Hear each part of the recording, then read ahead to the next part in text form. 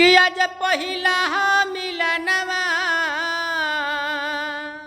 मिलिहन सजनी के सजनवा हमारे अंग अंग गुलाब नियर खिलल बा बदनवा सुनी सुनी भगवान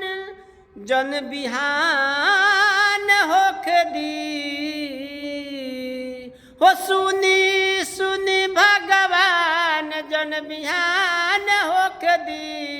आज राजा जी के कोरवे में जवन होख दी आज राजा जी के कोरवे में जवन होख दी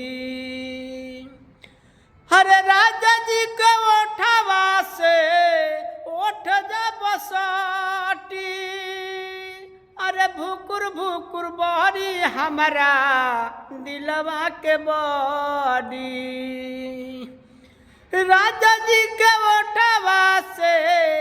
ओठ जब साटी अरे भुकुर भुकुर बड़ी हमारा दिलवा के बड़ी हो लब के इहे दरियावा में लब के इहे दरियावा में निहान होख दी आज राजा जी के कोरवे में